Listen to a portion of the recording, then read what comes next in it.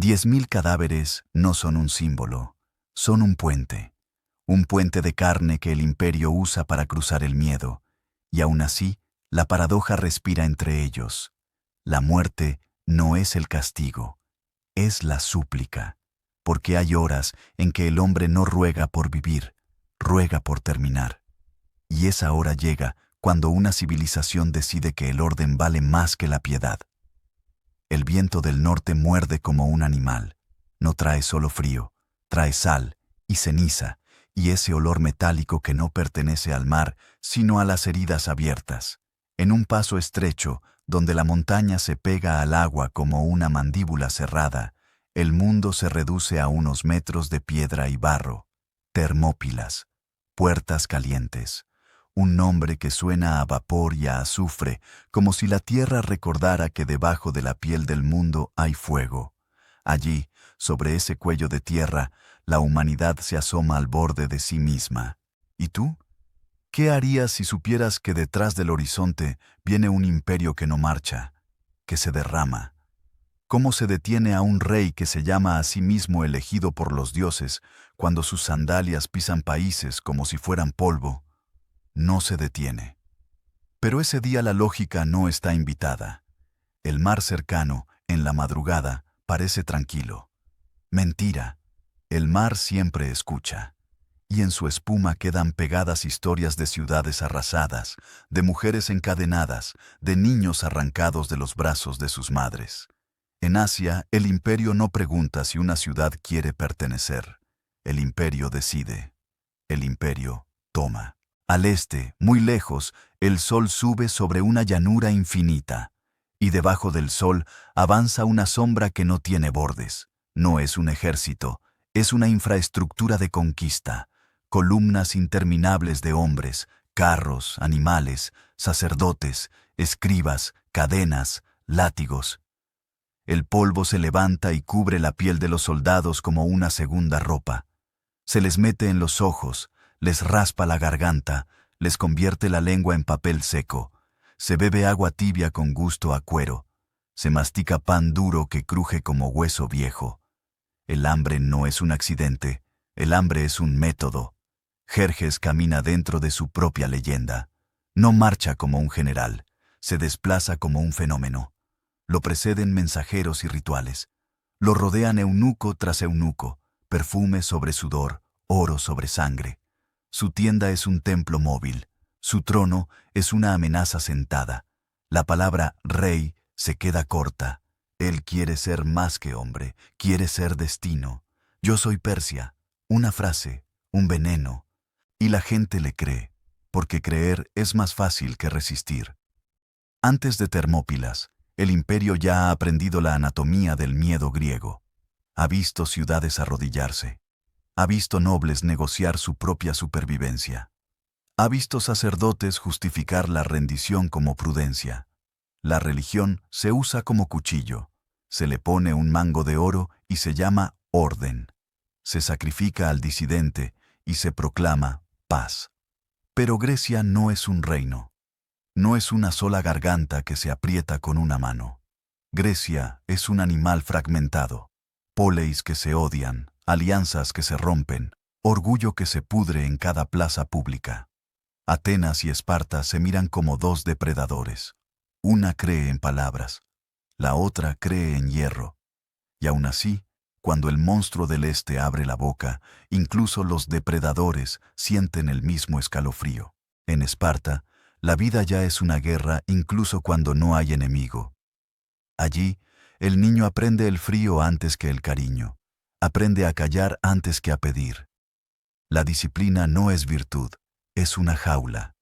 Se vive entre órdenes cortas, golpes secos, hambre calculada. Los cuerpos se moldean con dolor, porque el dolor es el idioma del Estado. Leónidas es rey, sí, pero no flota sobre su gente. Sus cicatrices no son símbolos, son pruebas. Ha dormido en el suelo. Ha sentido la garganta arder de sed. Ha comido lo mismo que los otros. En su mirada hay algo que no es ternura, pero tampoco es crueldad gratuita. Es claridad. La claridad de quien sabe que la muerte no le quita nada, porque ya le ha quitado casi todo. Cuando llega el rumor, cuando ya no es rumor sino noticia, de que Jerjes cruza con hombres que parecen incontables, Esparta no se precipita. Esparta calcula. Esparta escucha a sus dioses, porque incluso el hierro necesita un permiso sagrado para romperse. Los éforos hablan. Los sacerdotes consultan. La política se disfraza de ritual. Hay una fiesta religiosa, un pretexto perfecto para la demora. Porque detrás del fervor hay miedo a lo inevitable. Si Esparta se compromete y falla, su aura de invencibilidad se agrieta. Y una grieta en un mito es una invitación a la rebelión. Leónidas entiende el juego, entiende la hipocresía, y también entiende algo más oscuro. La historia no espera a que la burocracia termine de rezar. Él elige, y esa elección huele a aceite viejo y a sangre futura. No convoca a un ejército entero. No puede, no lo dejan, o no se lo perdonan. Entonces hace algo que solo hacen los que conocen la gravedad del símbolo. Toma a 300. 300 es una cifra pequeña, pero exacta. No es una suma, es una declaración. 300 es un puñal que no pretende matar al gigante, pretende clavarse para que el gigante sienta que sangra. Y hay otra condición. No la dicen en la plaza con trompetas, pero se entiende en silencio. Los elegidos tienen hijos, tienen descendencia, tienen un futuro que alguien heredará si ellos no vuelven. La muerte se vuelve política. Morir sí, pero dejando continuidad. En Esparta, incluso el sacrificio se administra. En la marcha hacia el norte, el paisaje cambia. La tierra se vuelve áspera, el aire se vuelve húmedo. En los senderos, los cascos golpean piedras, y el sonido se repite como un tambor apagado. Los escudos chocan entre sí con cada paso, la madera cruje, el bronce se enfría, los hombres sudan bajo capas de cuero, y el sudor se mezcla con polvo y se vuelve barro en la piel. Las moscas ya aparecen, atraídas por cualquier herida mínima, por cualquier corte, por cualquier gota de sangre, como si supieran lo que viene. ¿Te imaginas la presión dentro del casco? El aliento regresa a la cara, caliente y húmedo, y se queda atrapado, y la nariz huele tu propio miedo. A cada aldea, miradas, algunas de admiración, otras de resentimiento. Hay griegos que ven a los espartanos como salvadores. Hay griegos que los ven como carceleros con capa roja. La libertad es un concepto sucio cuando cada ciudad define libertad como su propia conveniencia. Entre los aliados llega gente distinta, tespios, tebanos, hombres que no nacen en la forja espartana, pero que también tienen piel y miedo y orgullo. No son 300, son más, pero la historia es cruel con las matemáticas. La historia recordará el número pequeño porque suena a milagro. Mientras tanto, Jerjes avanza con la paciencia de quien nunca ha sido negado. Su ejército no se mueve por hambre de gloria, se mueve por hábito. Es un organismo que ha conquistado tanto que ya no distingue entre justicia y costumbre. Cuando entra en un territorio, su primer gesto no es la batalla, es la exigencia. Tierra y agua, 2 palabras, una cadena. Tierra y agua, símbolo de sumisión total. Entregar la tierra es entregar el cuerpo. Entregar el agua es entregar la sangre. Y muchos entregan, porque han visto lo que pasa cuando se dice que no. Quienes se resisten aprenden el precio. Los soldados persas no son demonios irracionales, son herramientas. Y una herramienta no odia, una herramienta cumple. Las aldeas que se niegan despiertan con puertas derribadas, con antorchas, con gritos que no son de guerra, sino de terror doméstico. Las manos se amarran, las bocas se golpean, las mujeres son arrastradas, los ancianos caen como sacos, los niños son separados con una eficiencia que parece administrativa. ¿Qué queda cuando se rompe una familia? Queda un silencio que dura generaciones. El imperio llama a eso pacificación. Jerjes escucha informes. También escucha a Demarato, un espartano exiliado, Un hombre que conoce el corazón de Esparta y lo odia lo suficiente para venderlo. De Marato no necesita inventar. Le basta con contar verdades que suenan a exageración. Esparta no retrocede. Una frase. Jerjes ríe por dentro. No entiende cómo un pueblo puede elegir la muerte cuando se le ofrece la vida bajo control imperial. No entiende que hay una forma de libertad que no cabe en los registros del imperio. La libertad de decir no, incluso si el no te mata. El paso de Termópilas aparece como una herida en el mapa. Es estrecho, sí. Es humillado por la montaña y besado por un mar que no deja espacio para maniobras. Allí, la cantidad pierde parte de su poder. Allí, la masa no puede envolver. Allí, el monstruo debe entrar por una garganta. Leónidas lo sabe. Lo sabe con esa clase de intuición que no viene de libros, sino de entrenamientos donde se aprende a leer el movimiento del enemigo como se lee el temblor de una mano. Cuando llegan, el lugar no recibe con grandeza, recibe con humedad, con vapor, con el olor sulfuroso de las aguas calientes, con rocas que sudan, con una brisa que trae sal y un ruido constante de oleaje como un lamento interminable. Los espartanos se despliegan, clavan estacas, revisan las correas de los escudos, ajustan las grebas en las piernas. Cada gesto es ritual, pero no religioso.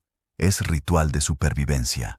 Uno escupe para limpiar la boca seca, otro se frota la palma, como si quisiera recordar la textura del hogar antes de perderla. Y ahí, en medio de todo, la humanidad asoma. Un joven mira su amuleto, otro piensa en el rostro de su hijo. Uno más, en silencio, vomita detrás de una roca. No por cobardía, por realidad. El cuerpo entiende antes que la mente. Leónidas camina entre ellos. No pronuncia discursos largos, no vende esperanza barata. Su presencia es una orden que no necesita palabras. Y cuando habla, es como un golpe. Hoy, una palabra, porque todo se reduce a hoy. Los exploradores traen noticias. El mar y la tierra al este se llenan. Se llenan como se llena una herida de pus. Bandas de arqueros, inmortales, caballería, portadores de lanzas, estandartes que brillan bajo el sol como si fueran ojos. El suelo tiembla con pasos incontables. Las aves vuelan asustadas, como si supieran que pronto comerán. Los griegos miran la línea del horizonte, y por un instante el horizonte parece moverse. ¿Te has sentido pequeño alguna vez? No pequeño por humildad, sino pequeño por evidencia, como un insecto frente a un pie que desciende. Jerjes, desde su altura, contempla el paso. Ve a un puñado, ve una barrera, ve una insolencia. Y la insolencia, para un rey dios, es una blasfemia. Envía un heraldo. El heraldo camina con seguridad, porque cree que la amenaza es suficiente. Habla de rendición, habla de clemencia, habla de la lógica del imperio. Sométete y vivirás, resiste y desaparecerás. Leónidas escucha, sus ojos no parpadean. Y cuando responde, no hay retórica, no hay negociación, solo una piedra lanzada al pecho del destino. Ven y tómalo. Una frase. El heraldo se retira con el orgullo herido. Jerjes no recibe un no, recibe una humillación. Y el orgullo imperial no se traga. El orgullo imperial se venga. La espera dura días. Días en que el ejército persa se detiene, no por miedo, sino por incredulidad. Jerjes cree que el puñado terminará cediendo al ver la magnitud. Cree que el instinto de supervivencia es universal. Pero en el campamento griego, la supervivencia ya ha sido reemplazada por otra cosa. Los espartanos hacen algo extraño, algo que parece una burla. Se peinan, se arreglan el cabello, se untan aceite. Sus cuerpos brillan bajo el sol como estatuas vivas. Algunos ríen sin alegría, otros cantan bajito. Es un ritual antiguo, prepararse para morir con dignidad, como si la estética pudiera domesticar la muerte. Los persas observan y no comprenden. Un soldado susurra a otro. «Están locos», una frase. Y tal vez sí. Pero es una locura con disciplina. una locura que se alinea en formación, una locura que clava los pies en el suelo y convierte el paso estrecho en un altar. En la noche, el viento trae sonidos del campamento persa, relinchos, metal, voces en lenguas distintas, risas, golpes, el chasquido de látigos.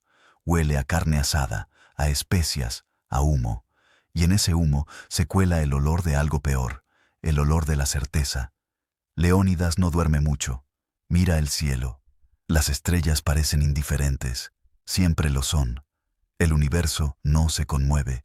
El universo registra. Se acerca un hombre, uno de sus capitanes, y pregunta sin rodeos, porque en Esparta hasta la duda se dice como una orden. ¿Volveremos? Una frase. Leónidas mira el paso, mira la oscuridad, mira el mar que respira como un animal enorme. Volverá Esparta. Una frase. Y en esa respuesta se esconde la verdad. No habla de cuerpos, habla de idea, habla de mensaje, habla de lo único que un imperio teme de verdad, que la gente aprenda que se puede morir sin obedecer. Al amanecer, el primer ataque llega como una ola. No es poesía, es física, es masa, es ruido, son sandalias golpeando piedra, son gritos que no son heroicos, son funcionales, el sonido que un ejército hace para tapar el miedo. Los arqueros persas tensan cuerdas, la cuerda vibra, las flechas salen en enjambres, el aire se llena de silbidos, el sol se oscurece por un instante, como si el cielo fuera herido. Un griego murmura, casi con desprecio: entonces lucharemos a la sombra. Una frase. Las flechas caen, se clavan en escudos, en madera, en carne. Un hombre grita cuando una punta entra bajo la axila, allí donde el bronce no protege. La sangre sale caliente, espesa, y en el frío del amanecer humea un segundo. Otro cae con una flecha en el ojo, y su cuerpo se sacude como si el alma quisiera huir antes de tiempo. Las moscas, incluso en ese instante, ya encuentran el camino. Pero la falange aguanta. Escudo contra escudo, bronce contra bronce, hombro contra hombro. El mundo se estrecha hasta convertirse en respiración compartida. El olor dentro de la formación es insoportable. Sudor viejo, cuero mojado, aliento agrio, sangre fresca, hierro. Cada choque de lanza es un golpe seco que viaja por los brazos como un latigazo. Las manos se entumecen. Los dedos se cierran alrededor de la madera hasta doler. Los persas avanzan, chocan, retroceden, vuelven. No entienden por qué no se abre la línea. No entienden por qué el muro no se rompe. Leónidas ve detalles que otros no ven. Ve el instante exacto en que un enemigo levanta demasiado el brazo y expone el cuello. Ve el temblor en las rodillas del soldado que nunca ha sentido el peso de una falange. Ve la diferencia entre cantidad y cohesión, y usa esa diferencia como un cuchillo. Ahora, una palabra. Los espartanos empujan, las lanzas entran, las puntas atraviesan vientres, costillas, gargantas. El sonido no es limpio, no es un corte elegante, es un crujido húmedo, un gemido ahogado, un jadeo final, un cuerpo que pesa y estorba. La sangre salpica el suelo y lo vuelve resbaladizo. Las sandalias patinan, se cae, se pisa, se aplasta. No era una batalla, era una máquina, y aún así, la máquina persa no se detiene, porque el imperio no sabe retroceder, solo sabe insistir. Cada ola deja muertos, cada muerto es reemplazado. Los oficiales gritan, los látigos castigan a quienes dudan. El miedo se vuelve combustible. Jerjes observa desde su posición elevada. Sus ojos son fríos, pero detrás de ese frío hay irritación, y detrás de esa irritación hay algo más peligroso, la necesidad de demostrar que el destino le pertenece. En el polvo, entre los cadáveres, un soldado persa herido intenta respirar. Tiene la boca llena de tierra, la lengua le sabe a sangre y a arena. Mira a los griegos y entiende, demasiado tarde, que no está enfrentando a hombres que quieren ganar. Está enfrentando a hombres que han decidido convertirse en obstáculo. ¿Y si ese obstáculo no se rompe? ¿Y si la noticia viaja?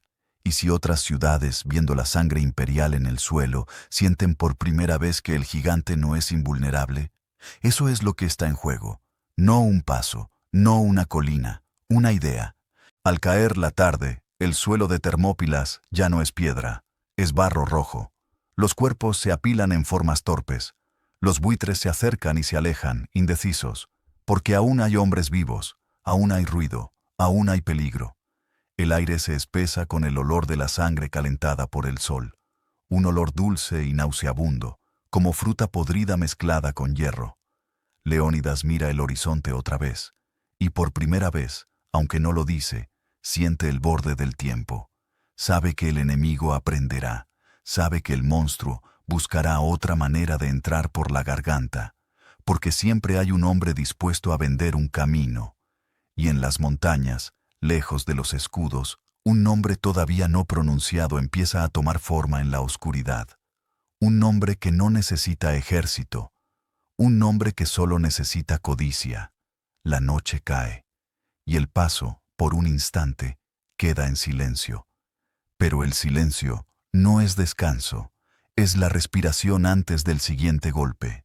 3000 moscas nacen en una sola tarde cuando el barro se vuelve carne. Y Termópilas, al anochecer, ya no es un lugar, es una boca llena de dientes rotos. El viento sopla desde el mar y arrastra el olor de los muertos como una bandera invisible. Huele a hierro, a intestino abierto, a sudor frío. Huele a humanidad descompuesta en tiempo real. En el campamento griego nadie celebra. No hay victoria, hay conteo de respiraciones. Hay manos temblorosas limpiando sangre ajena de los bordes de un escudo. Hay hombres que miran su lanza y descubren que ya no distingue entre barro y cerebro. ¿Cuántas veces puede un brazo hundir una punta en un cuerpo antes de dejar de sentirse humano? ¿Cuántas veces puede un oído escuchar un grito desgarrado antes de convertirse en piedra? Leónidas camina entre los suyos y lo que ve no son guerreros perfectos. Ve ojos rojos de polvo, ve labios partidos, ve uñas negras de sangre seca, ve un joven con la mirada fija en nada, como si su alma se hubiera adelantado a su muerte. Lo toca en el hombro, el joven parpadea, vuelve, respira. Una palabra, porque respirar es resistir, y resistir, aquí, es casi una religión. Más allá, en la oscuridad persa, el campamento es un mundo aparte. Miles de fogatas punzan la noche como estrellas robadas. Se oyen cantos en idiomas que Grecia no entiende. Se oyen llantos ahogados de heridos que no serán atendidos. Se oye el ruido constante de una máquina logística que no descansa, herreros golpeando metal, cocineros removiendo calderos, oficiales dando órdenes con la precisión de quien administra una finca, solo que la finca es un continente. Jerjes recibe informes.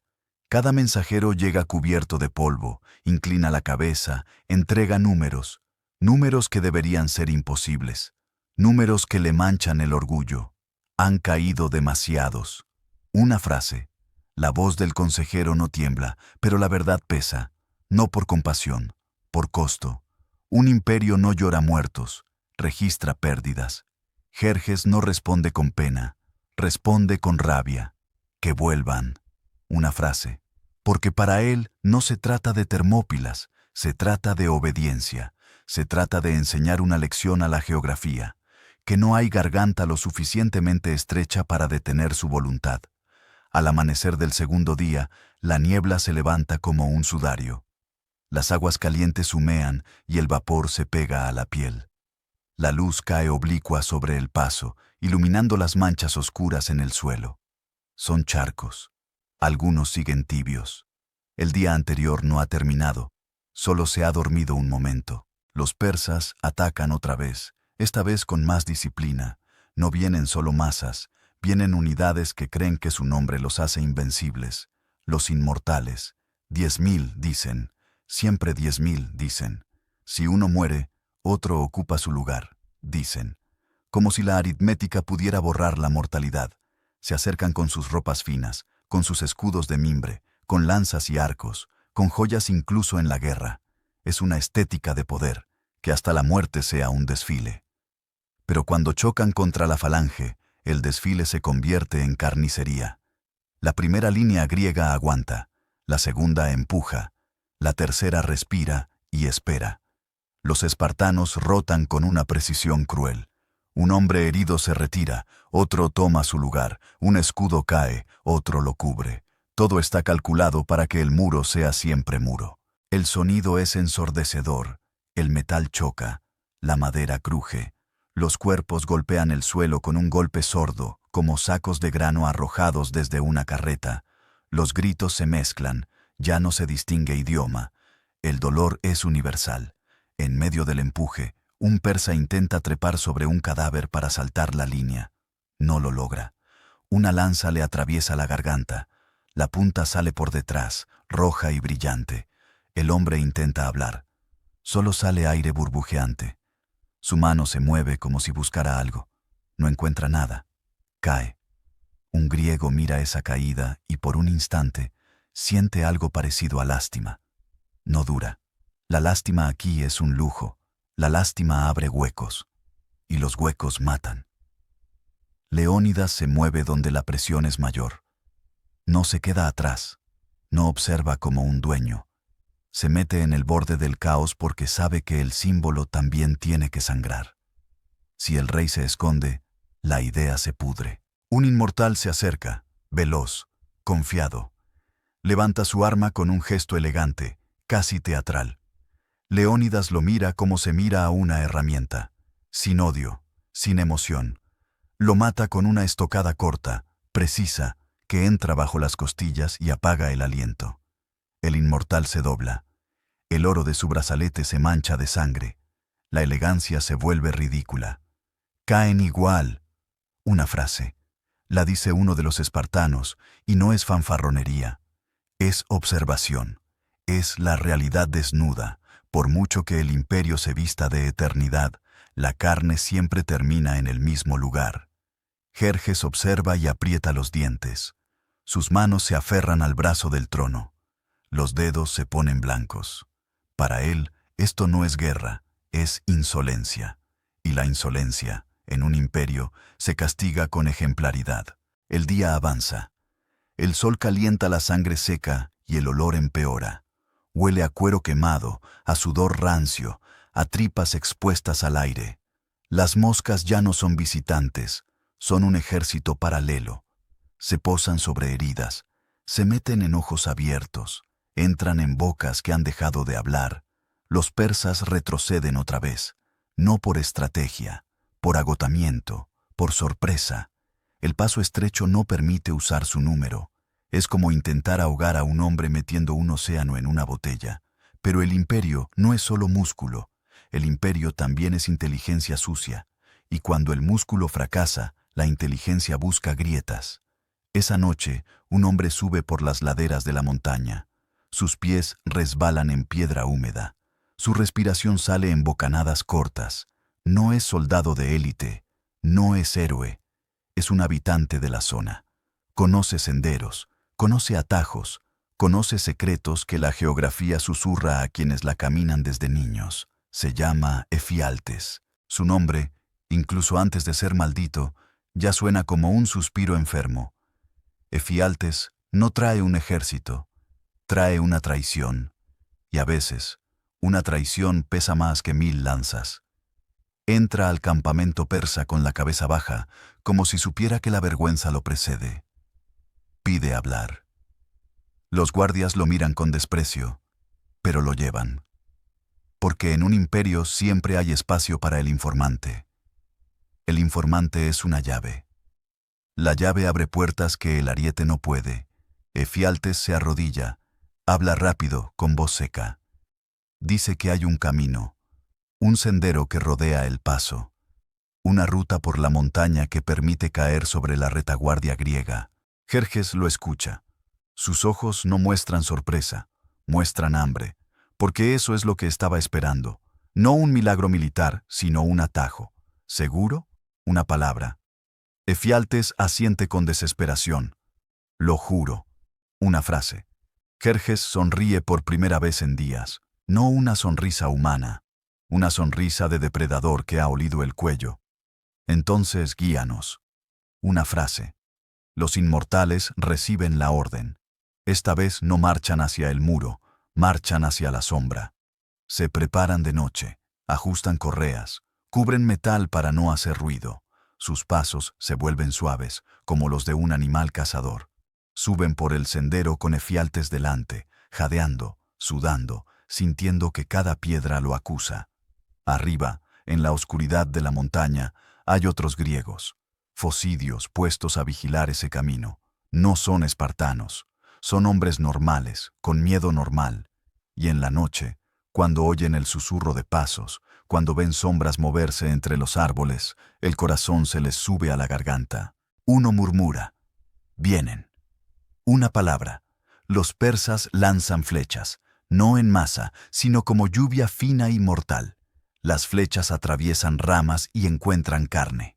Un focidio cae con una flecha clavada en el cuello. Se agarra la herida. La sangre sale en pulsos, caliente, pegajosa. Intenta respirar. La sangre entra en su boca. Se ahoga con su propia vida. Otro grita, pero el grito se pierde en el bosque. Los focidios, confundidos, intentan defender su posición, pero no entienden la magnitud. Creen que es un ataque de hostigamiento, no una envoltura total. Retroceden hacia un terreno más alto, intentando salvarse, y en ese movimiento, sin saberlo, dejan el camino abierto. Así de simple, así de brutal. No era una gran batalla estratégica, era un error humano en la noche. Mientras tanto, abajo, en Termópilas, el campamento griego todavía respira, todavía cree en el amanecer. Algunos duermen con el escudo como almohada, otros vigilan. La fatiga es una segunda piel. Los músculos duelen como si estuvieran llenos de fuego. Las manos tienen ampollas abiertas, el cuerpo está al límite, pero la mente se obliga a no caer. Leónidas recibe un mensaje, llega en susurro, llega como llegan las sentencias, sin gritos, sin ceremonia. El camino está tomado. Una frase. Por un instante, el mundo se detiene. No se escucha el mar, no se escucha el viento, solo el latido en los oídos. Leónidas mira hacia la montaña. La montaña, callada, no se disculpa. La montaña no tiene moral. La montaña solo existe. ¿Y ahora qué? ¿Retroceder? ¿Salvarse? ¿Huir para luchar otro día? La lógica vuelve a llamar a la puerta, pero la lógica sigue sin ser invitada. Leónidas reúne a los líderes. No hay discursos largos, no hay dramatización, hay decisión. Una decisión nacida de orgullo, sí, pero también de cálculo. Si se retiran, el imperio los perseguirá, los rodeará en campo abierto, los destruirá. Si se quedan, al menos el tiempo ganado se convierte en arma. Cada hora aquí es una muralla que Atenas puede construir con barcos. Cada día aquí es una oportunidad para que Grecia despierte. Leónidas habla, y la voz es grave, como piedra. Quien quiera irse, que se vaya. Una frase. No los acusa, no los humilla. Les ofrece la salida porque sabe que el sacrificio no se obliga. El sacrificio impuesto es solo muerte inútil. Algunos aliados se retiran, no por cobardía pura, sino por deber, llevar la noticia, salvar fuerzas, continuar la guerra en otro lugar, pero otros se quedan. Los tespios se quedan. No tienen la misma fama, no tienen la misma máquina de propaganda, pero se quedan. Y esa elección es un incendio silencioso. Un tespio mira a Leónidas y dice, sin adornos, «No nos vamos». Una frase. Leónidas asiente, como si eso fuera lo único digno en un mundo que se está rompiendo. Los tebanos, algunos, se quedan también, quizá por obligación, quizá por política, quizá por temor a ser vistos como traidores. Nadie tiene motivaciones puras cuando la muerte está cerca. Incluso la lealtad puede ser una jaula. El amanecer del tercer día llega con una luz pálida, casi enferma. El aire está quieto, demasiado quieto, como si el mundo contuviera la respiración antes de mirar la ejecución. Los persas atacan de frente otra vez, pero ahora es distinto. Ya no es frustración, Es ceremonia. Saben que la trampa se cierra. Saben que el muro está condenado. Y cuando un enemigo sabe que va a ganar, su crueldad se vuelve más libre. La falange griega recibe el golpe con la misma disciplina, pero el cansancio se nota. Las lanzas se rompen. Los brazos se sienten pesados. Las piernas tiemblan. Y aún así, siguen. Porque el cuerpo puede fallar, pero la idea empuja. Las flechas vuelan, se clavan. Un espartano recibe una en el muslo. La punta se hunde y rasga. Él aprieta los dientes. No grita. Arranca la flecha con un tirón brutal. La carne se abre más. La sangre corre. Se ata un trapo sucio. Regresa a la línea. ¿Ves? La medicina aquí es voluntad. Y la voluntad es una forma de locura.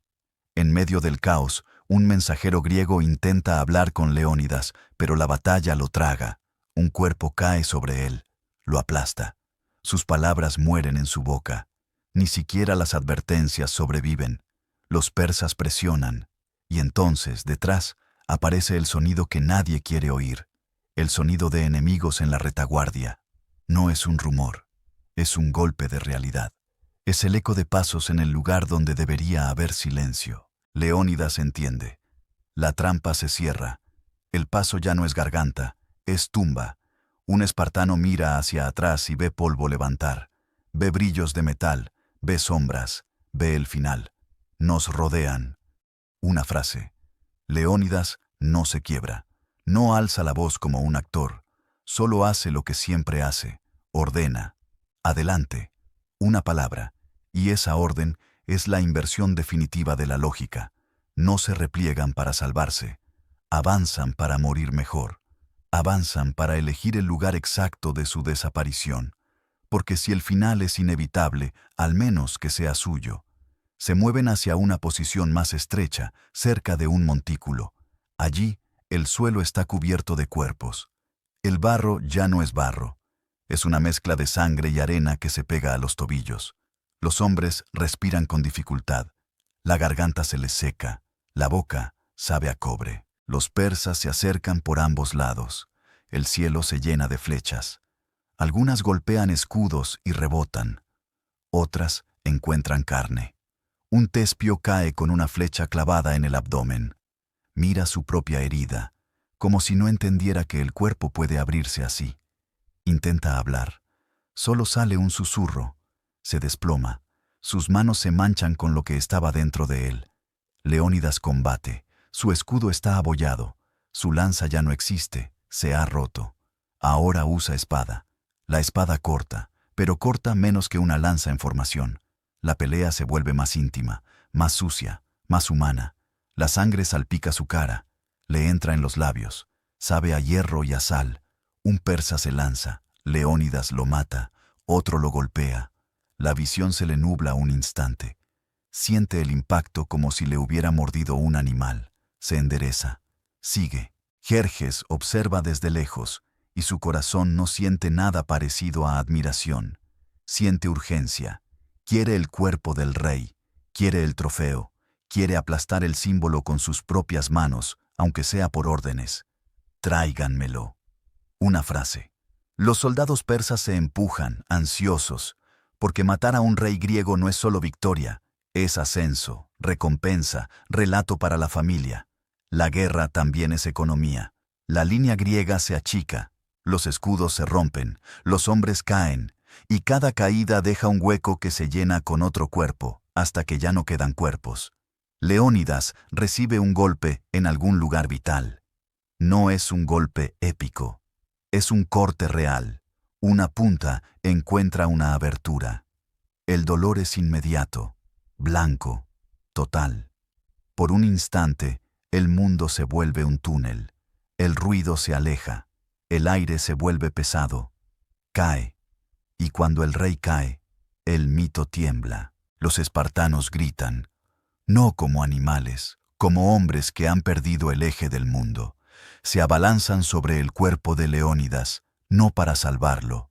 Saben que no hay salvación, sino para impedir que el imperio lo tome. Porque el cuerpo del rey, muerto o vivo, es un mensaje, y no se lo regalarán. La lucha alrededor del cadáver se vuelve una tormenta. Espadas chocan, dientes se aprietan, uñas rasgan, se muerde, se empuja, se aplasta.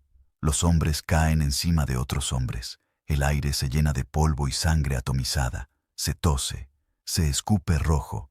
Un espartano, con el rostro desfigurado por un golpe, grita hacia el cielo, como si los dioses pudieran escuchar en medio del metal. Aquí, una palabra. Aquí morimos.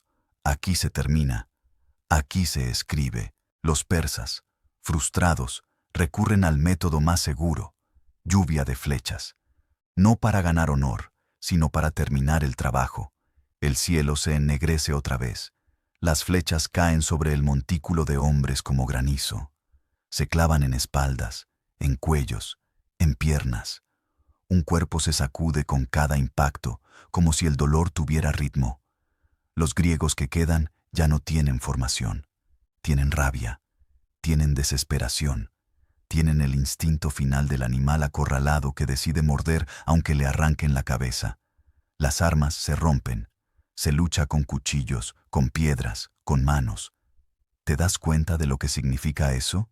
Cuando el bronce se acaba, queda la carne, y la carne también pelea.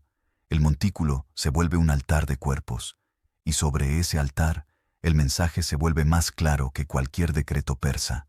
Se puede morir sin inclinarse. Y en la distancia, aunque Jerjes no lo admita, algo cambia. Porque ganar aquí no se siente como victoria, se siente como haber pisado espinas. Termópilas no detiene al imperio. Eso sería una mentira cómoda. Termópilas hace algo peor para Jerjes. Le demuestra que su poder puede ser desafiado y que el desafío, aunque muera, puede sobrevivir en la mente de otros. El viento sigue soplando. El mar sigue golpeando la costa. Y entre los cuerpos, las moscas ya celebran. Pero la historia no ha terminado. Todavía falta lo que el imperio hace con los símbolos cuando los conquista. Todavía falta la mutilación. Todavía falta el mensaje de terror. Todavía falta el precio completo. 400 escudos quedan tirados como caparazones vacíos. Y el sol, cuando sube, no ilumina una victoria. Ilumina un matadero. La sangre ya no es roja brillante, se oscurece, se espesa, se pega a la piedra. Hay flechas clavadas en la tierra, como si el suelo hubiera brotado espinas. Hay manos rígidas todavía aferradas a empuñaduras rotas, como si el cuerpo se negara a aceptar que ya no hay siguiente golpe. Los persas entran caminando entre cadáveres con una mezcla de cautela y desprecio. Algunos apartan cuerpos con la punta de la lanza para asegurarse de que no hay aliento oculto. Otros pisan sin mirar, y el sonido de un hueso que se quiebra bajo una bota suena seco, vulgar, cotidiano. Un soldado persa se tapa la nariz. El olor lo golpea como una pared. Carne caliente volviéndose carne fría, sangre oxidándose al aire, intestinos abiertos fermentando bajo el sol, sudor viejo concentrado en telas empapadas. Los cuerpos, en cuestión de horas, empiezan a hincharse. La muerte no espera a que la historia tome notas. Jerjes se acerca cuando el campo ya está seguro. No porque tema una emboscada. Teme el simbolismo de acercarse demasiado pronto. Un rey Dios no camina hacia la incertidumbre. Un rey Dios camina hacia lo inevitable. Mira el montículo donde quedan amontonados los últimos defensores. En su rostro no hay compasión, hay cálculo. ¿Qué hacer con un enemigo que muere con gusto? ¿Qué hacer con un no que se pronuncia incluso con la garganta cortada? Él sabe una cosa: el imperio no puede permitir que el desafío parezca hermoso. Por eso el castigo no termina con la muerte. Empieza después. Ordena buscar el cuerpo de Leónidas. Los soldados se empujan, apartan cadáveres, levantan escudos destrozados, tiran de piernas rígidas. La sangre seca hace que los cuerpos se peguen entre sí como si fueran una sola masa. Cuando separan uno, suena como cuando se despega cuero húmedo. Un persa vomita, no por debilidad, sino porque el cuerpo rechaza la cercanía con lo que reconoce como destino propio. Lo encuentran. El rey espartano no parece un rey ahora.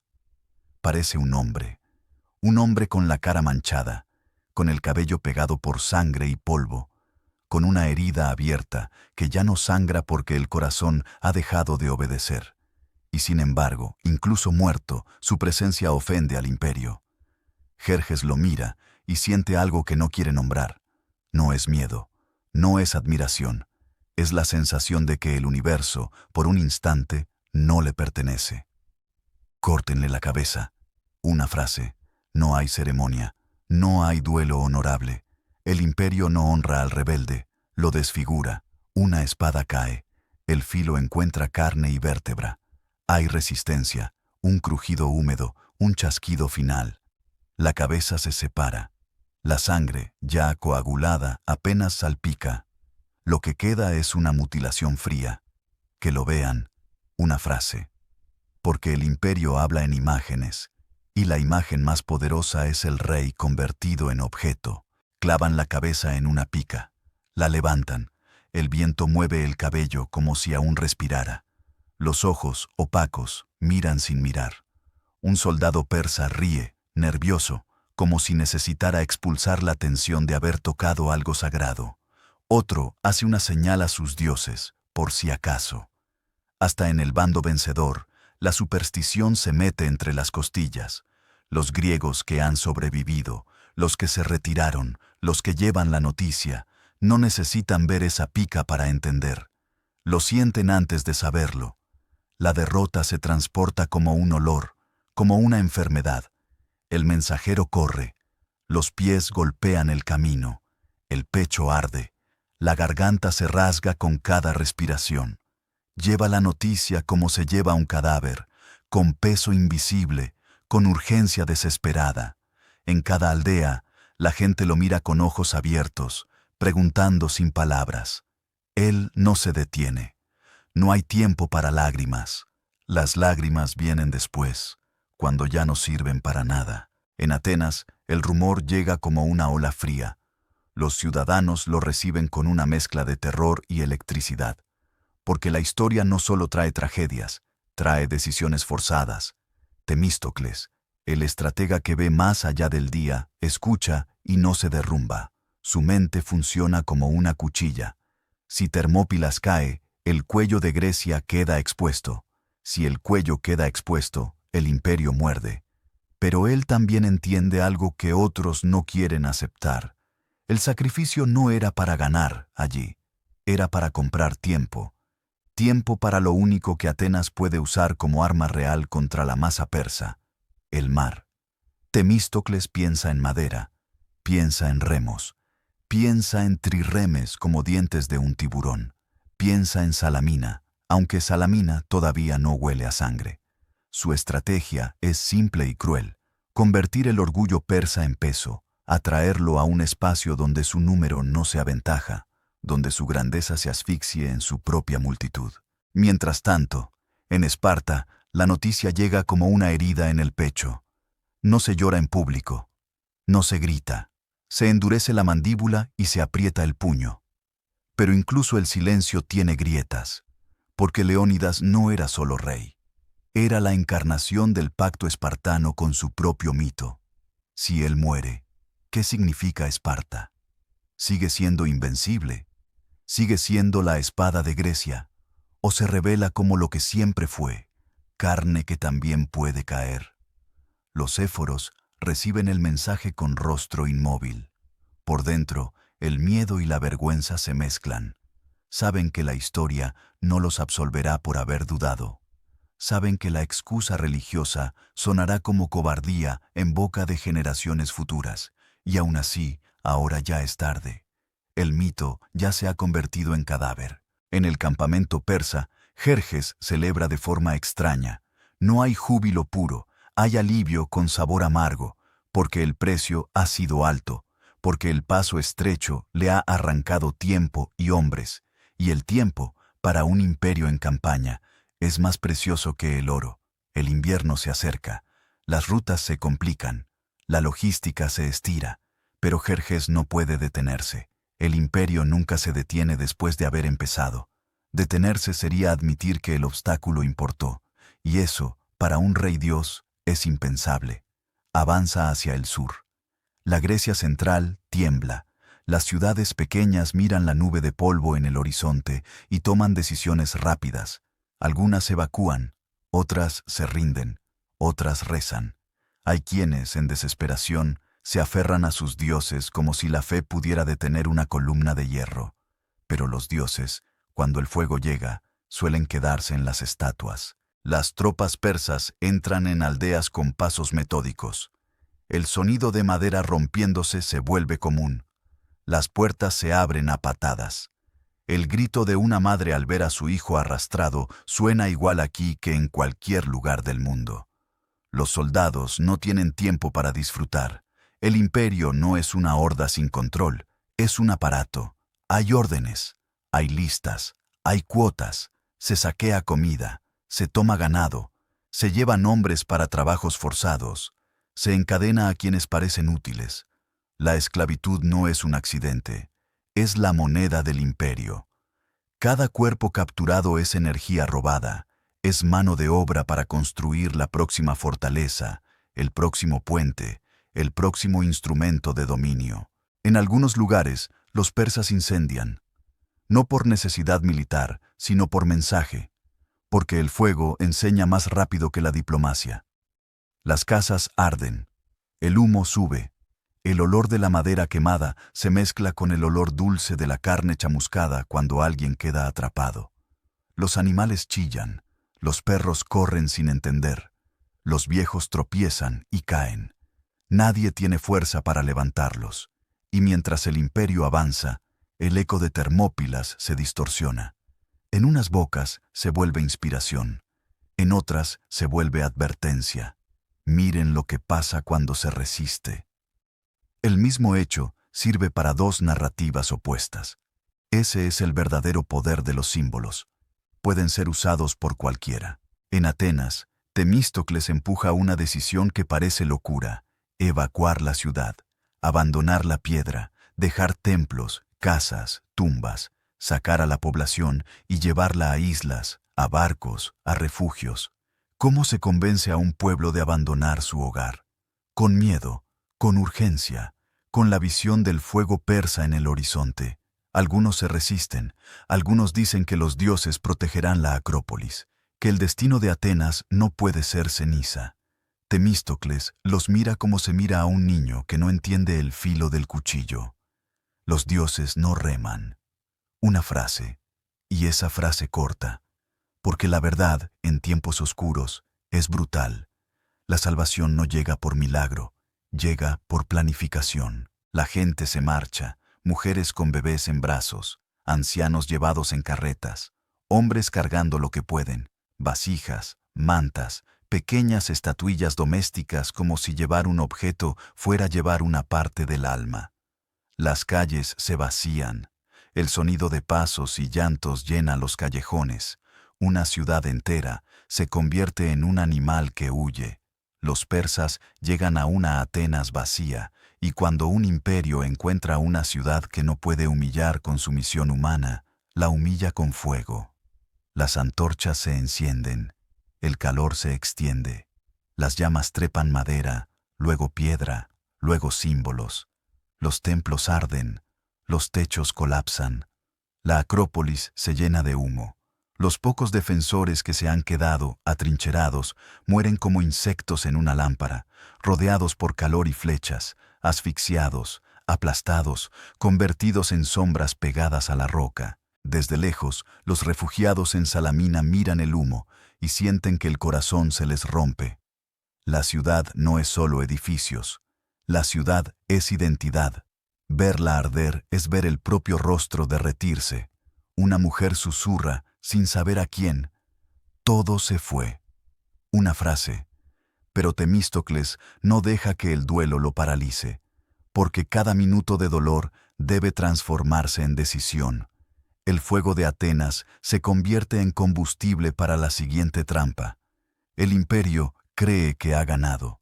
Jerjes se sienta en una colina mirando el mar donde los griegos se han refugiado. Se imagina la rendición final. Se imagina el mundo inclinado. Quiere una batalla naval que confirme su supremacía. Quiere ver a los griegos aplastados en el agua como si el mar también fuera suyo.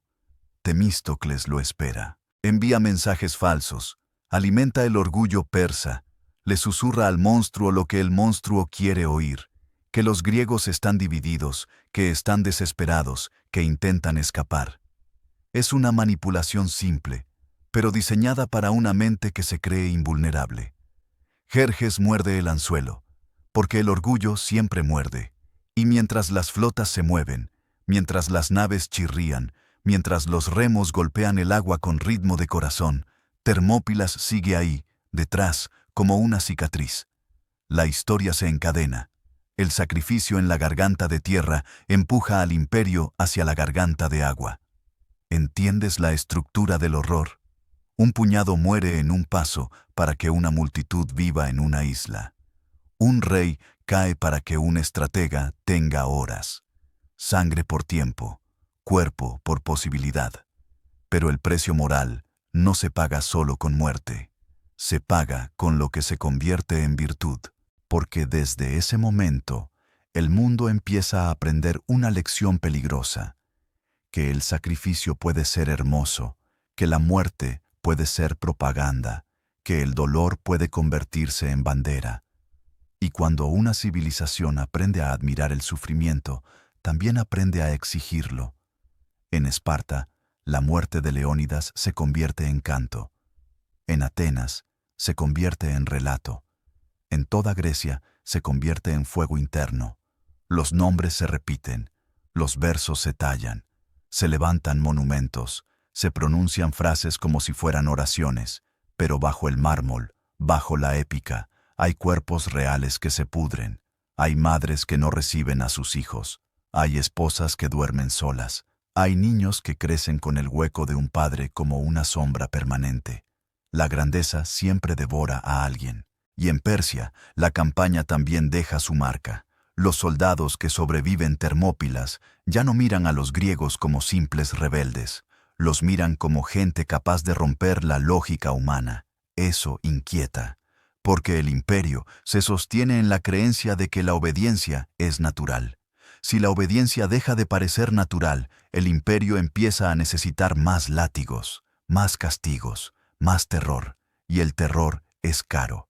Jerjes, aún sin saberlo, ha comprado una victoria que empieza a envenenar su futuro.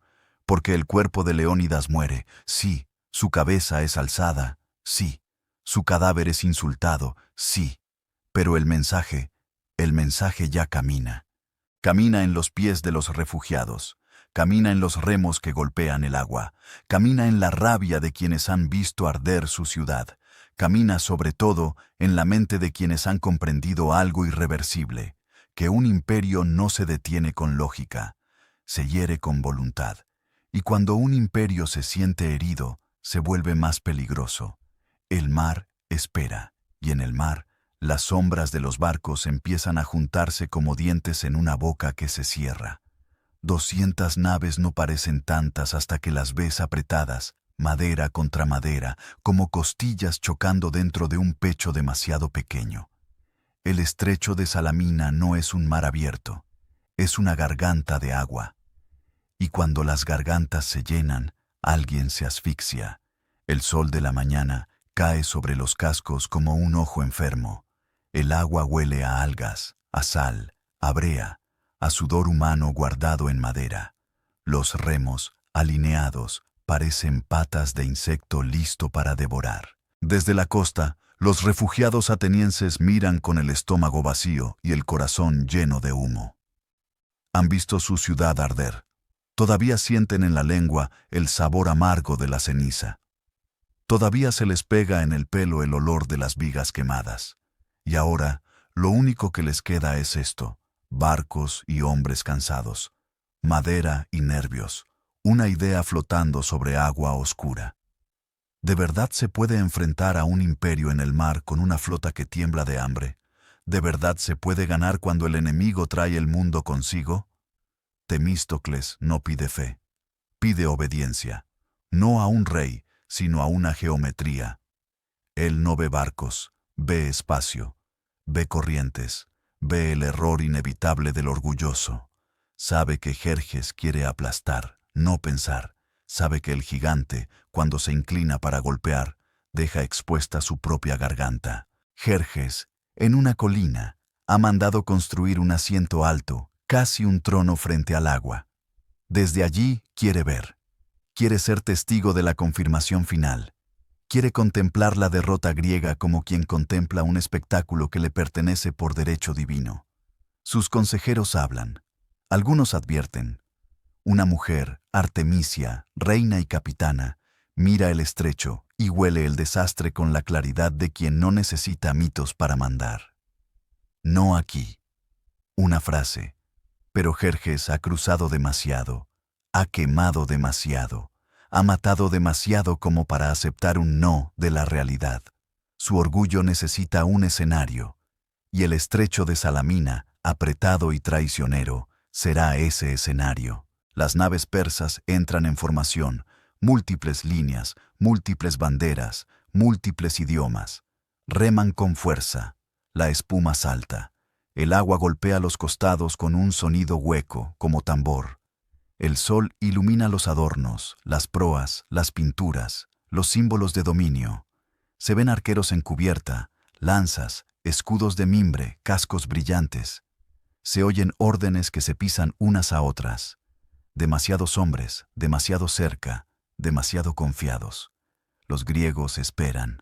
Sus trirremes no son palacios flotantes. Son cuchillos, ligeros, hechos para embestir, hechos para romper costillas de madera. En las cubiertas, los marineros aprietan los dientes. Los remeros abajo, en la oscuridad del casco, están encadenados al ritmo, espalda contra banco, manos sobre remo, sudor corriendo por la columna. Allí abajo el aire es una sopa caliente de aliento y brea. Huele a vómito antiguo, a miedo, a madera húmeda. Cada respiración sabe a moho y sal. Un capitán griego se inclina y grita hacia el interior del barco. ¡Ahora! Una palabra. Los remos golpean el agua al mismo tiempo. El sonido es brutal, sincronizado, como latidos multiplicados. La nave avanza y corta la superficie. La proa se alinea con un barco persa que intenta girar pero no puede, porque detrás tiene otro, y detrás otro, y el estrecho se ha convertido en una trampa de su propia multitud. La embestida llega con un crujido que no suena a madera, suena a hueso. La proa griega se hunde en el costado persa, la tabla se abre, el agua entra como un animal hambriento. Se escuchan gritos desde la cubierta persa, sorpresa, furia, terror. Los hombres intentan saltar, algunos caen al agua con armadura.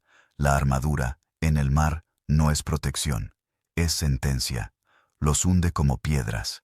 ¿Has visto a un hombre ahogarse con metal encima? No es rápido, no es limpio. Sus manos manotean, sus ojos se abren, traga agua, tose. El agua entra en la garganta y quema. Intenta gritar y traga más. Las piernas patalean hasta que el cuerpo entiende que la lucha es inútil. Se hunde. Y abajo, la luz se vuelve verde, luego negra. La batalla se vuelve un caos de choques. Barco contra barco. Remos quebrados como dedos. Hombres aplastados entre cascos que se empujan. Flechas que caen en cubierta y atraviesan carne. Lanzas que buscan cuello, axila, vientre. La sangre se mezcla con el agua salada y el mar la acepta sin ceremonia. En la superficie flotan cosas, escudos, casco, trozos de madera, un brazo, una sandalia. La guerra desarma a los cuerpos y el mar los dispersa como si fueran basura. Jerjes observa. Al principio cree que es normal. Los primeros choques, el ruido, la confusión inevitable. Pero luego ve que su flota, tan grande, no puede moverse. Ve que sus barcos se estorban. Ve que sus mejores unidades no pueden entrar al combate porque el propio volumen les bloquea el camino. Ve capitanes gritando órdenes que se pierden. Ve una masa imperial ahogándose en su propio peso. La garganta de agua se cierra, y el gigante empieza a asfixiarse. Artemisia maniobra como un animal herido que decide sobrevivir. Sus ojos están fríos. Sabe que la victoria persa aquí no es segura.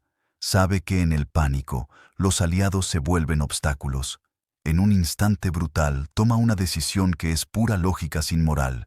Embiste una nave aliada para abrirse paso. Madera contra madera. Gritos de traición que nadie puede atender. Su barco se libera. En el caos, algunos persas creen que ha hundido un barco griego. Jerjes, desde su trono, cree verlo como una hazaña. Mis hombres se han vuelto mujeres, y mis mujeres, hombres. Una frase. La dice con orgullo y veneno, sin saber que su elogio nace de un malentendido. No entiende que Artemisia no lucha por su gloria. Lucha por no morir aplastada por su propio imperio.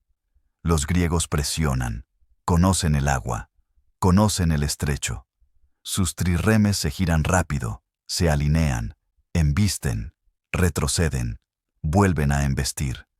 Cada golpe abre una herida en la flota persa, y cada herida se llena de agua. Los persas intentan abordar, porque creen que en el cuerpo a cuerpo su número decidirá. Saltan a cubiertas griegas, pero allí los esperan hoplitas, hombres de bronce y rabia, acostumbrados a matar a pocos metros. La cubierta se vuelve resbaladiza. La sangre y el agua mezcladas hacen que los pies patinen. Un persa cae. Un griego le hunde una lanza en el pecho. El hierro entra. El hombre exhala. El sonido es un gemido corto que se pierde en el ruido general. Abajo, en los cascos, los remeros sienten el impacto como un terremoto. La madera vibra. Las costillas del barco crujen. El agua se filtra por una abertura y les moja los pies. Sienten el frío subir por las piernas.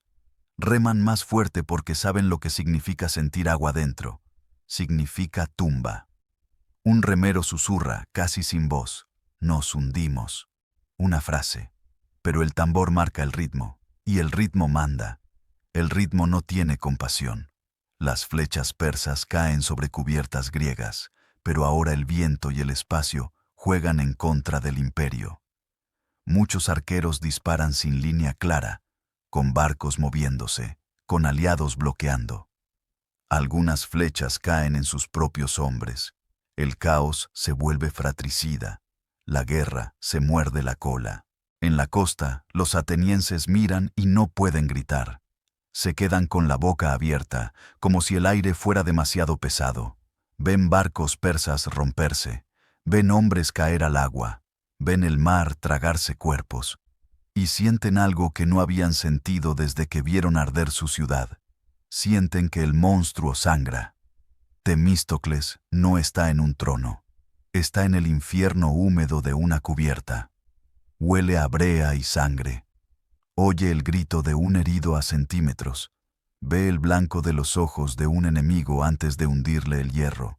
Él no lucha por placer.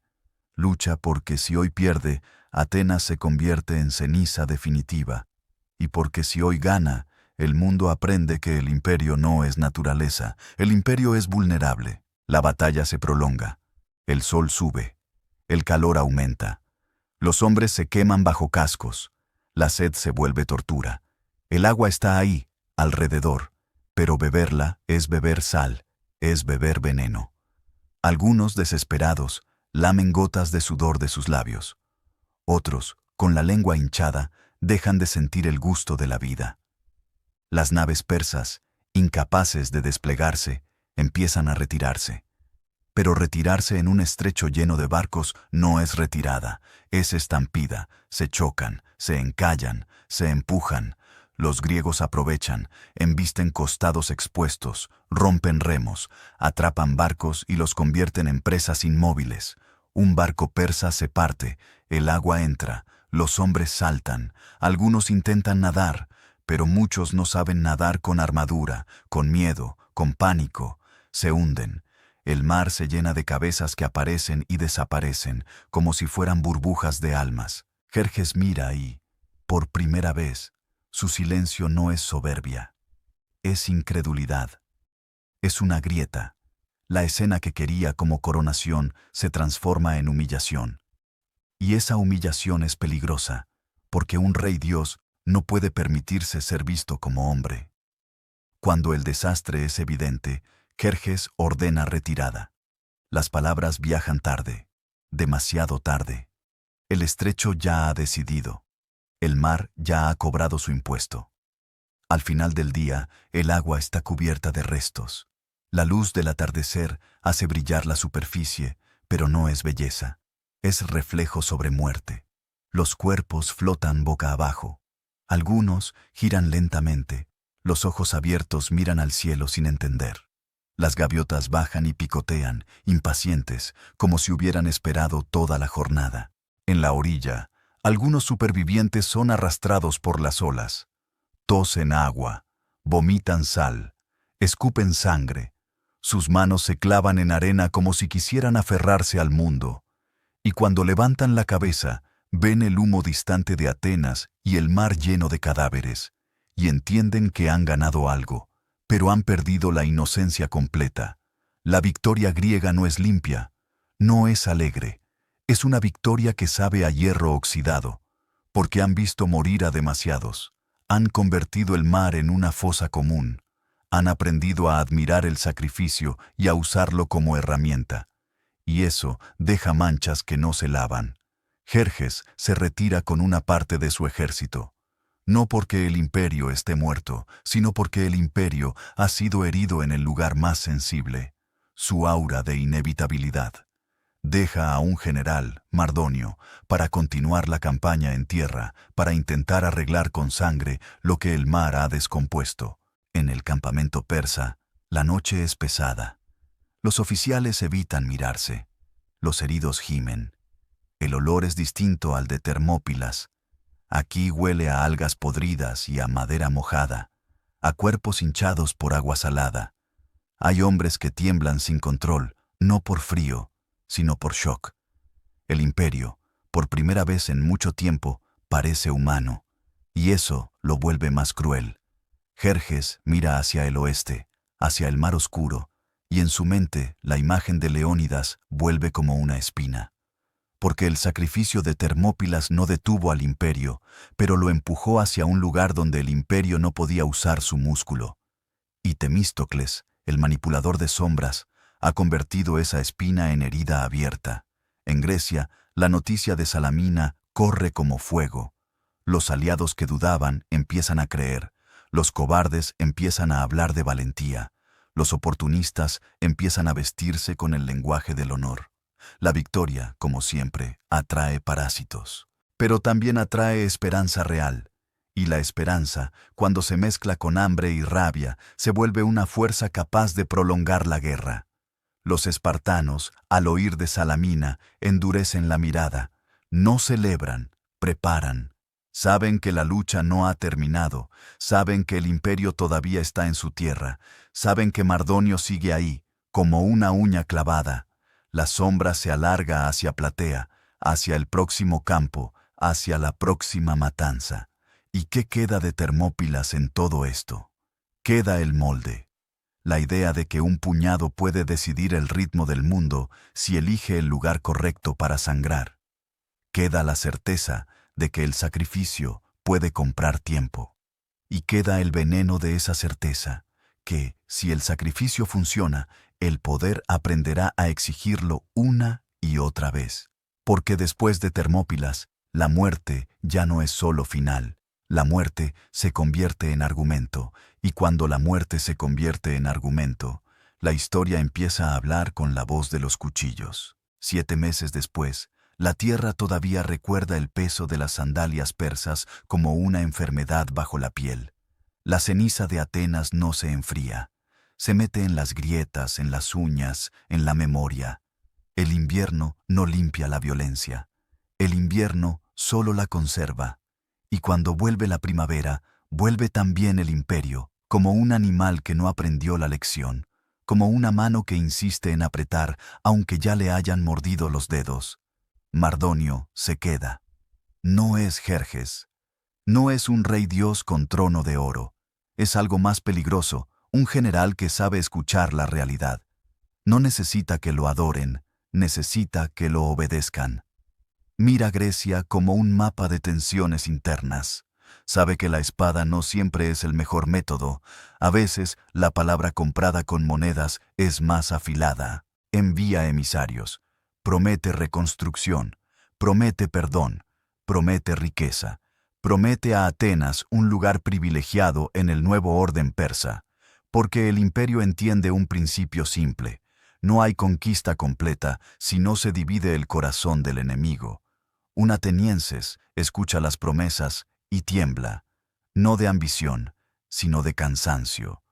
¿Cuántos incendios puede ver un hombre antes de aceptar la jaula como descanso? ¿Cuántos hijos pueden morir antes de que la libertad parezca una palabra vacía? Pero Atenas ya ha sido quemada. Y lo que ha sido quemado, cuando sobrevive, se vuelve más duro. La ciudad responde con silencio y con odio. Sabe que el oro persa huele a cadenas. Sabe que la clemencia imperial es una puerta que se cierra detrás de ti. Mardonio entiende la negativa como una afrenta y responde como responde el poder cuando no logra seducir, con castigo. Atenas es saqueada otra vez las antorchas, otra vez templos profanados, otra vez estatuas derribadas, no por estrategia, sino por humillación. Otra vez el grito de una mujer escondida escuchando cómo arrancan puertas. Y otra vez el humo subiendo, como si el cielo tuviera que tragarse el dolor porque la tierra ya está llena. En el campamento griego, la indignación hierve. Pero Grecia sigue siendo Grecia. Un conjunto de ciudades que no comparten un solo corazón. Cada decisión se negocia como si el enemigo no estuviera ahí. Cada alianza se revisa como si el tiempo fuera infinito. Se discute quién manda. Se discute quién aporta. Se discute quién se lleva el mérito. Y mientras discuten, Mardonio ocupa, quema, castiga. Entonces Esparta, finalmente, se levanta con todo su peso. No por altruismo, no por amor a Atenas, por necesidad. Porque si Atenas cae por completo, el imperio no tendrá freno. El siguiente incendio será en el Peloponeso. Y Esparta entiende una verdad que le gusta demasiado, que el mundo solo respeta la fuerza. Reúnen un ejército grande, hoplitas espartanos y aliados, hombres con bronce en el pecho y polvo en los ojos. Marchan hacia el norte, hacia Beocia, hacia Platea.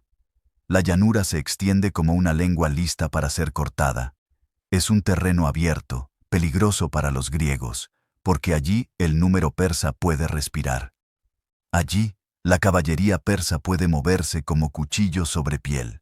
Mardonio elige ese lugar porque cree en la ventaja del espacio. Cree que en campo abierto, la falange se vuelve lenta y la flecha se vuelve rey. Los griegos llegan y ven el campamento persa, extenso, organizado, protegido por empalizadas. Ven estandartes que se mueven con el viento como si fueran lenguas de un monstruo. Ven la caballería patrullando. Ven, sobre todo, la misma nube de polvo que vieron en relatos de Termópilas. La misma sensación de que la cantidad puede devorar la voluntad. Pero esta vez no están encerrados en un paso estrecho. Esta vez, la batalla no será un muro, será un pulso. Los días pasan con escaramuzas. La caballería persa hostiga, corta rutas de agua, golpea y se retira. El sol pega duro. La sed comienza a morder. Los griegos buscan fuentes. Encuentran algunas, pierden otras. La guerra, otra vez, se vuelve logística y garganta seca. Un soldado griego se arrodilla junto a un manantial y bebe desesperado. El agua le cae por la barbilla. Sabe a vida.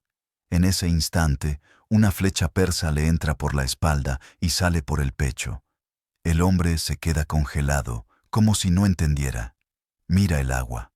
La sangre cae al manantial y lo tiñe. El hombre cae de lado. Su boca queda abierta, todavía con agua, todavía con sed. La batalla empieza antes de la batalla. Los griegos discuten posiciones. Cada ciudad quiere el lugar de honor. El honor, incluso en el borde del exterminio, sigue siendo una moneda. Los espartanos quieren el centro. Los atenienses quieren demostrar que su valor no es solo naval. La tensión se siente como electricidad bajo la piel del ejército. Una noche, el miedo se filtra.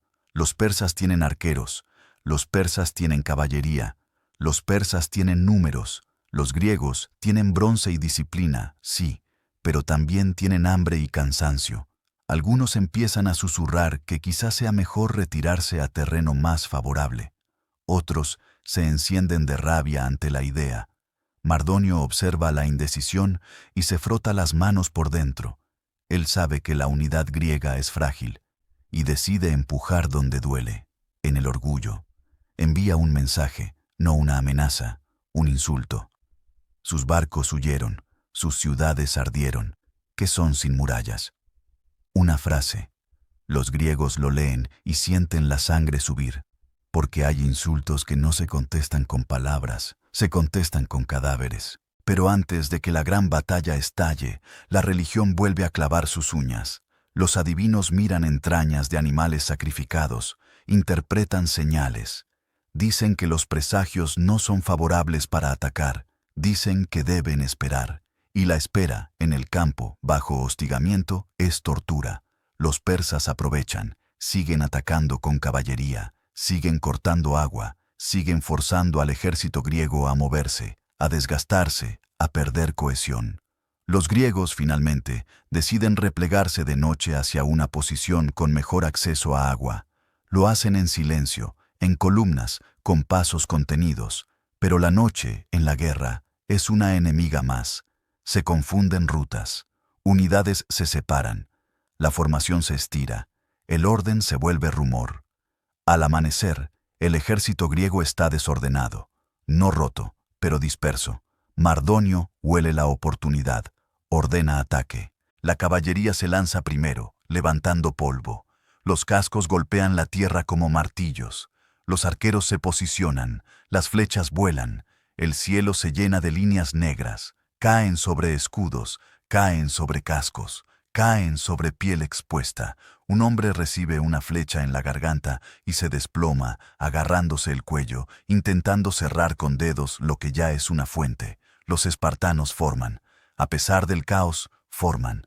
El escudo se alinea, la lanza baja. El muro nace otra vez en medio del campo abierto.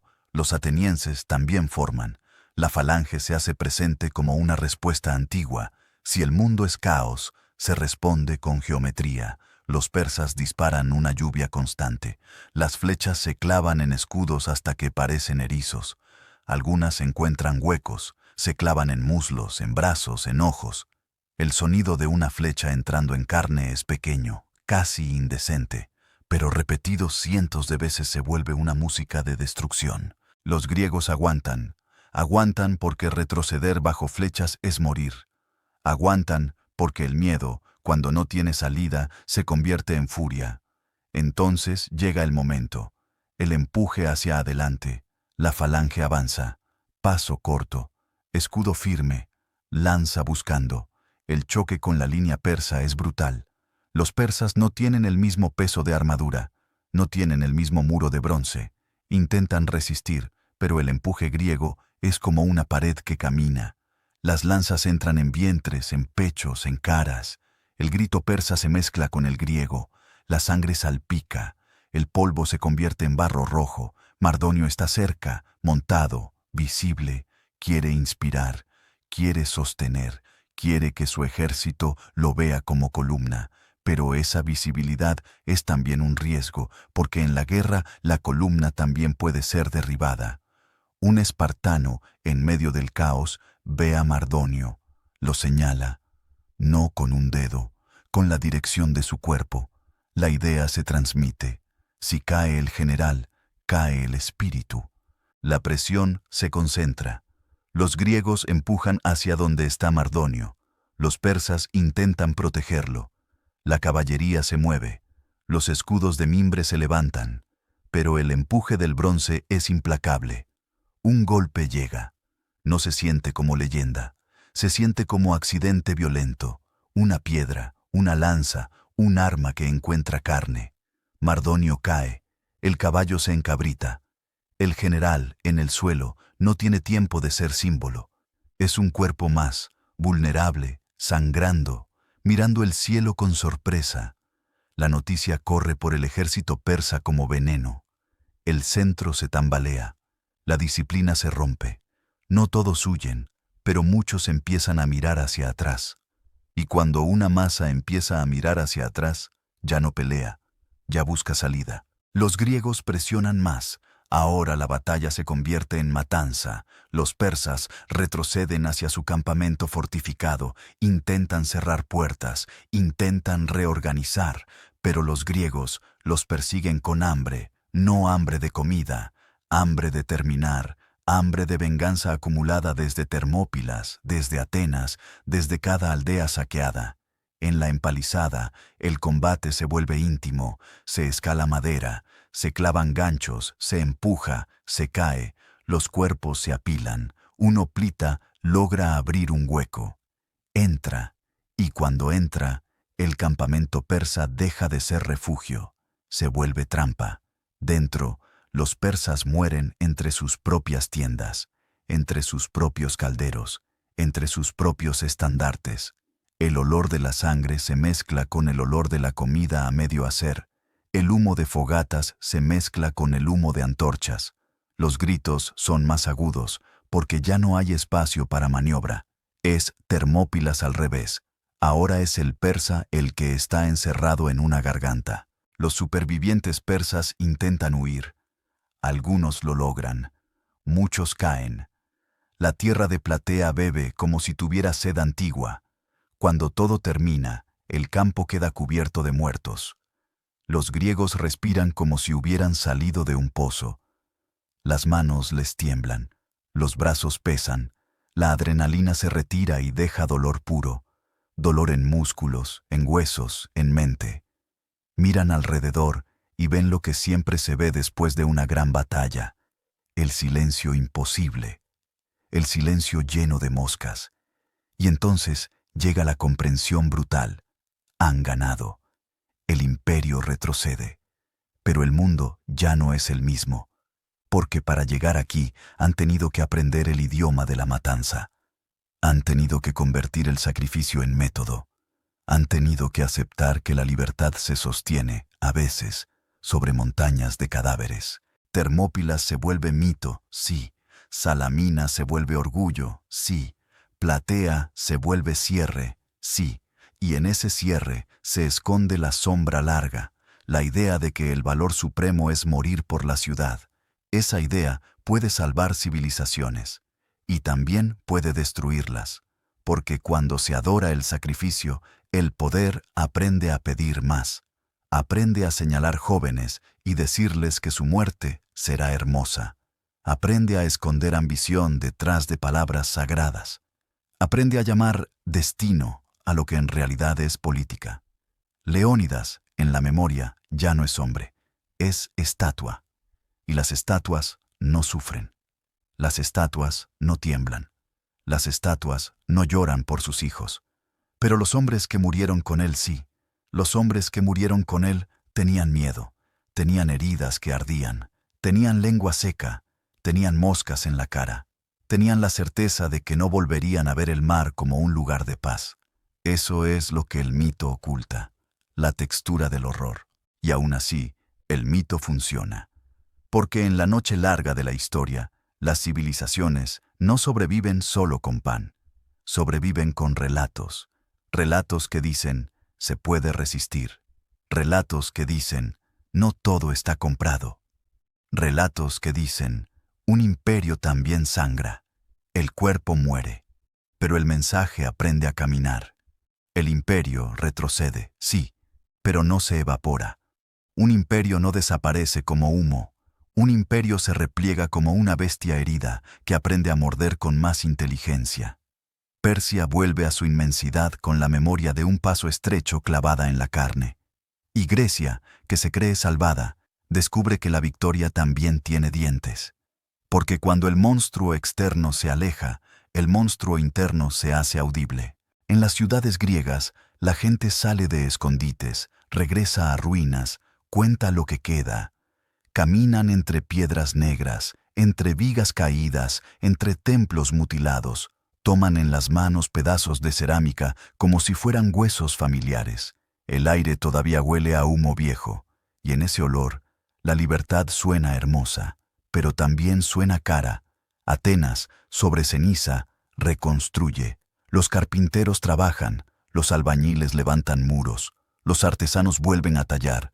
La ciudad se pone de pie como un hombre que ha perdido dientes, pero aún quiere hablar. El orgullo vuelve rápido, porque el orgullo es parte del hambre. Y con la reconstrucción viene una idea peligrosa. Si la flota salvó a Grecia, entonces la flota debe mandar. Temístocles mira ese impulso y lo entiende, lo alimenta. No por pura ambición personal, aunque la ambición lo habita, sino porque la política no se sostiene con gratitud, se sostiene con poder tangible. Atenas empieza a tejer alianzas, a exigir tributos, a convertirse lentamente en algo que se parece demasiado a lo que odió. La ironía cae como una piedra, se resiste a un imperio, y luego se construye uno propio, con otra bandera, con otra lengua, pero con el mismo reflejo de dominio. Esparta mira a Atenas crecer, y no ve aliada, ve amenaza, porque Esparta no tolera que otra ciudad se convierta en centro. Esparta no sabe coexistir con un igual. Esparta fue diseñada para ser espada, no para compartir la mesa. Y ahí está la condena. Termópilas, que debería unir, se convierte en semilla de rivalidad.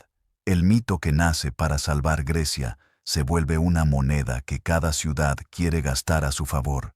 En Esparta, la figura de Leónidas se vuelve martillo, se habla de él como se habla de un dios doméstico, se pronuncian su nombre y el pecho se endurece. Pero el mito no solo inspira, también encierra, porque si Leónidas muere por el deber, ¿qué hombre se atreve a decir que el deber lo destruye? La sociedad espartana se sostiene sobre una brutalidad invisible para los visitantes que solo admiran su disciplina. Debajo de la capa roja, debajo del bronce, debajo de la épica, hay otra guerra. Una guerra interna, constante, silenciosa, húmeda. La guerra contra los ilotas, los esclavizados que trabajan la tierra para que los guerreros puedan entrenar. El orden espartano es una jaula construida con miedo. Miedo a la rebelión. Miedo a que la mayoría esclavizada recuerde que es mayoría. Miedo a que el hierro de los amos no alcance para contener el resentimiento acumulado. Por eso Esparta educa a sus niños en la crueldad, para que nunca duden cuando llegue el momento de aplastar. La libertad que Esparta presume hacia afuera se compra con esclavitud hacia adentro. ¿No es esa la paradoja final? ¿Qué clase de civilización se llama defensora de la libertad mientras mantiene a sus propios vecinos bajo la bota? Los espartanos celebran Termópilas como prueba de virtud, pero Termópilas también es evidencia de su condena. Un Estado que solo sabe morir, y cuando un Estado solo sabe morir, también aprende a exigir muerte como moneda diaria. Las madres espartanas reciben escudos o reciben cadáveres. Esa frase se repite como oración, se enseña como orgullo, se convierte en norma, con él o sobre él. Una frase, pero nadie menciona el costo real. Los hogares vacíos, los silencios en la mesa, los niños creciendo con el hueco de un padre como una grieta en el pecho. Nadie menciona que esa cultura que idolatra el sacrificio también mutila a los vivos, porque les prohíbe llorar. El dolor se vuelve clandestino. Y la historia, cuando el dolor se vuelve clandestino, se vuelve más fría. Efialtes, el traidor, no muere de inmediato en la narración épica. Vive un tiempo con su recompensa, con monedas que pesan como maldición. Pero su nombre se pudre en la boca de todos, se convierte en sinónimo de pesadilla, no porque Grecia sea pura, sino porque Grecia necesita un rostro para su vergüenza, necesita un recipiente donde verter el asco, y Efialtes, hombre pequeño, se convierte en contenedor de un pecado más grande. El hecho de que la derrota también nace de errores, de descuidos, de guardias que se apartan en la noche. La traición no es solo un individuo, La traición es una condición humana. En Persia, Jerjes regresa al corazón del imperio con la fachada intacta, pero con algo roto debajo. Un rey Dios no admite fracaso, así que reescribe. Ordena castigos. Ajusta lealtades. Hace que el aparato administrativo tape las grietas con oro y miedo. Persia sigue siendo inmensa, sigue siendo poderosa, sigue siendo capaz de aplastar rebeliones en otros lugares, pero ahora, en algún rincón de la conciencia imperial, hay un recuerdo, un muro de hombres en un paso, una flota atrapada en un estrecho, una derrota que no debería existir. Ese recuerdo es peligroso, porque los imperios viven de la inevitabilidad. Cuando la inevitabilidad se quiebra, el miedo cambia de dueño. Grecia, embriagada por haber sobrevivido, comienza a mirarse a sí misma con hambre. Atenas y Esparta, en lugar de descansar, se preparan para otra guerra. No contra Persia, contra ellas mismas, porque el poder, una vez probado, no se deja de saborear. Y llega el tiempo en que los griegos se matan con la misma ferocidad con la que resistieron al extranjero. Ciudades aliadas se vuelven enemigas. La política se vuelve cuchillo. La palabra libertad se usa como excusa para someter al vecino. El mar que salvó a Atenas se convierte en herramienta de coerción. El bronce que hizo famosa a Esparta se convierte en un dogma que no admite adaptación. La guerra del Peloponeso llega como un invierno largo. Y en ese invierno, Termópilas se invoca como recuerdo de grandeza, mientras se cometen atrocidades contra otros griegos. ¿Ves el veneno? El mito que debía recordar el precio de resistir se usa para justificar el placer de dominar. Los años pasan. Los hombres que sobrevivieron Salamina envejecen. Sus manos tiemblan, sus ojos se apagan. Sus hijos escuchan historias de fuego, de remos, de escudos, como si fueran cuentos de monstruos. Y esos hijos crecen queriendo repetir la grandeza sin entender el horror que la sostiene. Esparta, rígida, se vuelve frágil. Porque la rigidez no es fuerza eterna, es incapacidad de cambiar. La misma disciplina que la hace temible la hace lenta. La misma obsesión por el guerrero la deja sin flexibilidad política, sin creatividad económica, sin capacidad de absorber nuevas realidades. Y un día, en un campo lejos de Termópilas, Esparta descubre que también puede ser derrotada.